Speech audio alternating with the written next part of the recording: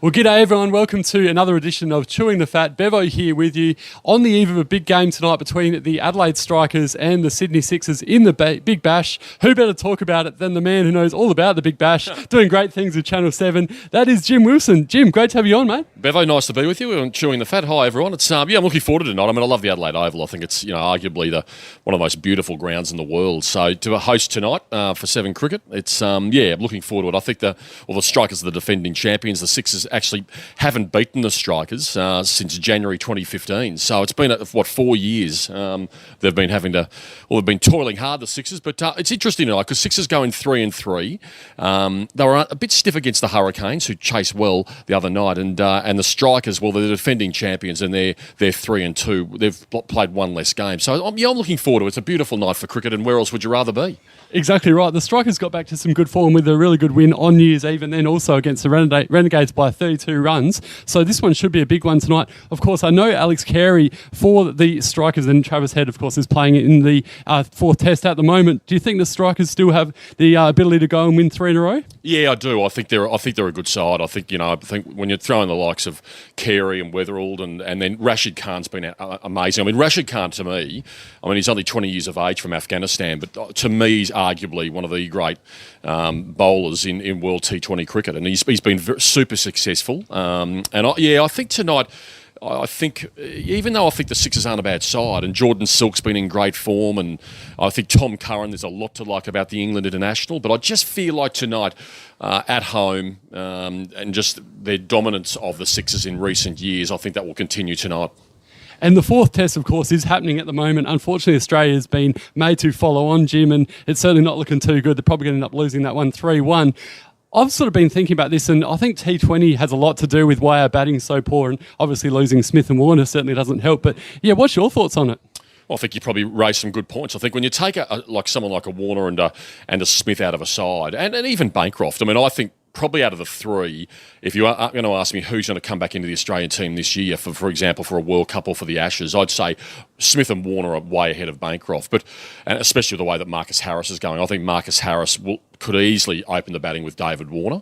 And I think Smith and Warner will come back into the side. But just on our batting-wise, as I said, you take out one of the best batsmen in the world in Smith, and Warner, who can take apart an attack. But I've been saying for a while now, even when Smith and Warner and Bancroft were playing, I think our top 6 or 7 as a unit have been suspect for a lot of years. And I think maybe 2020 cricket might have been detrimental, and maybe their rush, their shot selection isn't there. But even with those guys in the side, I still think that they have been suspect. There's been big question marks, and the alarm bells have been ringing for quite a while. So, it's disappointing. As you said, they've had to follow on today. First time we've actually had to do that on Australian soil since 1988. So it's not a stat that we want to be proud of to start 2019. But no, I think India. But having said that, I'm going to give India a lot of credit. They've come here to play.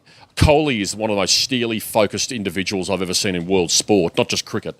And he's been on a mission. He wanted to win a Test series on Australian soil. They're going to do that.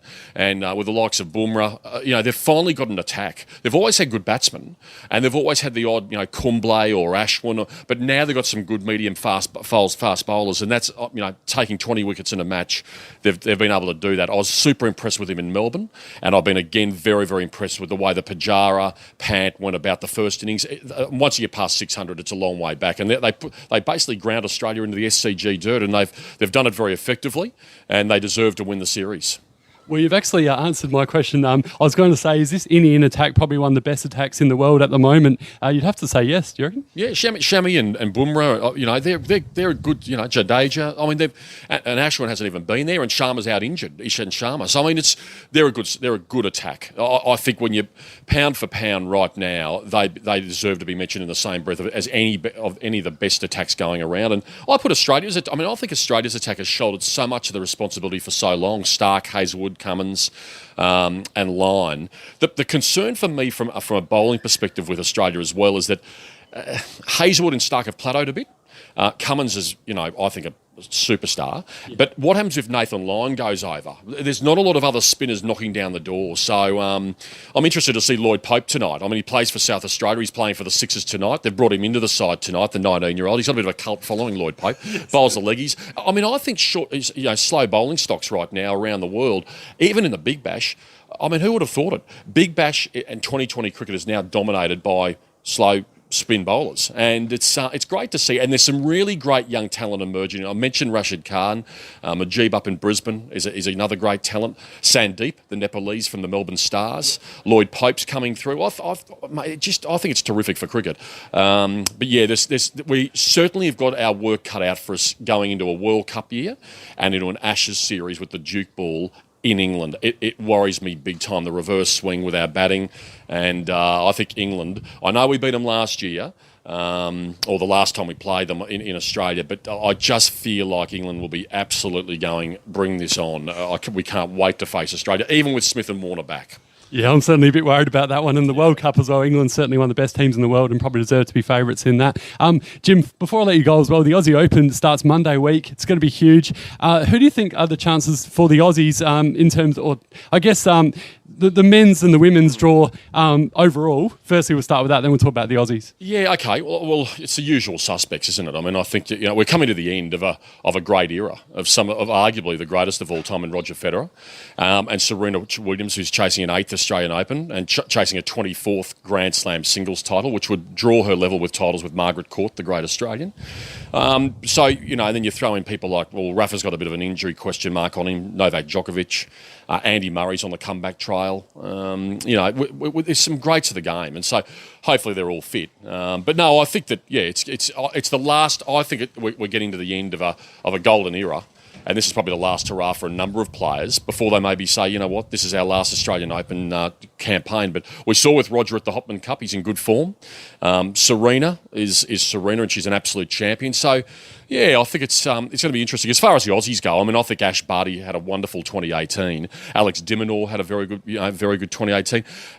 Whether they can go well into the second week is a big question mark for me. And Nick Kyrgios, well, what are you going to get with Nick? I mean, you just, hello, it's like you just don't know what Nick Kyrgios will turn up at Melbourne Park. So, but no, I think it'll be an interesting tournament and an interesting couple of weeks. And as I said, it's going to be some amazing storylines. But